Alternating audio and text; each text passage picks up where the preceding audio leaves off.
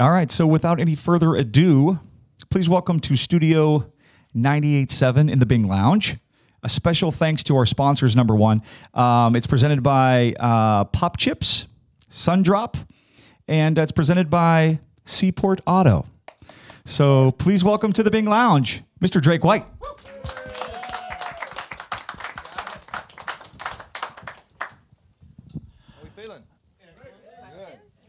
Drake, first off, from one beard to another, welcome. You're in Portland, the city of the beard. So, oh yeah, that was nice too. Yeah. Let me get right into it. When you have a zit in your beard, do you just let it go? Because I got one right now. I need to know. Do you just let it go, or do you deal with it? Oh, let it go. Okay. Sick. They're disgusting. I have to deal with them all the time. So you were saying a little something about your dogs. Portland's a big dog city. Can you tell us about your dogs? Well, I've got a 5-year-old golden retriever named Ryder and a 2-year-old Boykin Spaniel, and I like to hunt where I'm from and duck hunting. Okay, sorry. So I like to do a little bit of hunting, waterfowl and stuff like that. So they go with me and hang out, and it's just one of those things. I bet they miss you when you're on the road. Oh yeah. Yes, and you miss terribly. them. Absolutely, absolutely. So being a duck hunter, you a fan of Duck Dynasty, the television show? Oh yeah, I like those guys. It's good. It's good. I like the message too. It's cool. Yeah, it's really good, right? Everybody around the table, giving thanks and all those types of things. Got a really positive message on that show, and I love it too. So, where are you from originally? I'm from about 50 miles north of Birmingham, in a small town called Hoax Bluff, Alabama. When you say small, 3,000. Okay. Well, I bet it's up to 4,000 now. It's a booming metropolis. yes, that's the metropolis that it's becoming. 25%. Yep. And so, where you currently living on? I live in Nashville, Tennessee, just south of town, and been living there since '07. So who were some of your musical influences? Like when you first started, writing music or playing guitar, like what inspired you to do that? Yeah, I've always loved Ray Charles and loved Sam Cooke and all the soulful guys like that. As far as country goes, I'm probably Keith Whitley, obviously Garth Brooks in the '90s. Growing up as a child of the '90s, I really liked those guys. As far as writers, a guy named Daryl Scott and Guy Clark, and then obviously I like the Allman Brothers and all those rock bands, Tom Petty and Stevie Ray Vaughan, and so yeah.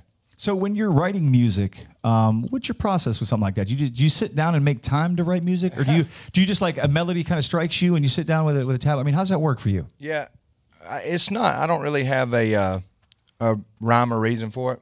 I'll go out sometimes and do some yard work or get on, just I write through experiences. So it's just it's not. I don't have a place that I go.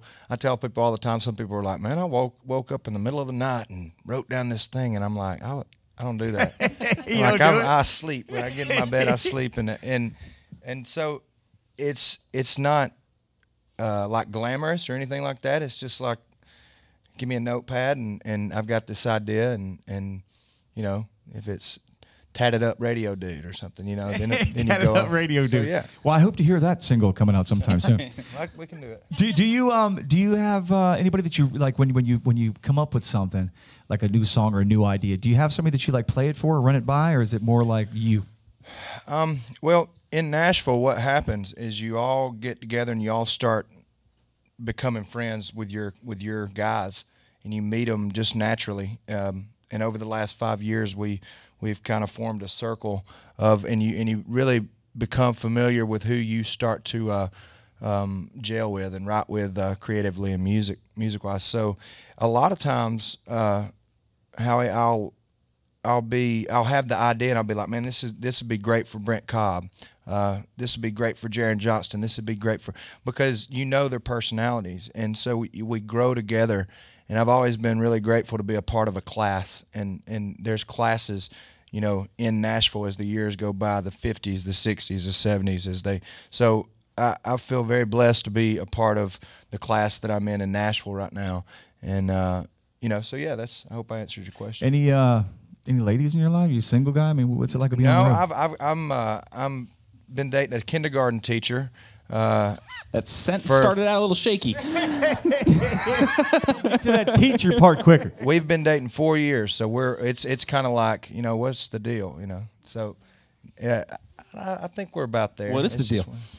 I think I just wanted to. I'm going to answer this seriously. He You has ready? dimples Here we go. underneath his beard. I can see them. So, I think it's just a matter of I wanted to get this music, and music is one of those things where you have to give everything to it for me, or you kind of half-ass 2 or 3 different things, and that nothing comes good of that. So I really had to focus on this, and it's not really fair to a significant other to constantly put them in the back seat. So God bless the women of musicians or men of musician, spouses, period, because they do have to get it, and they have to be a special, person. So it's just taken us 4 years to get there. And so, I'm not one to talk. It was 6 years for me. Yeah, cool. And I just have one more question. You said you backstage. You went to school at Auburn, and you actually graduated. Yep. That's not necessarily a prerequisite for becoming a musician.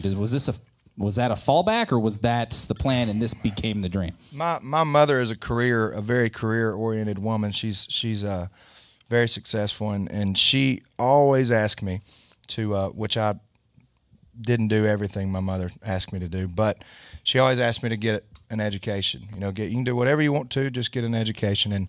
And so when I went to Auburn, I just studied building science at Auburn and kind of engineering-based construction management courses there. So, I graduated. So, War Eagle.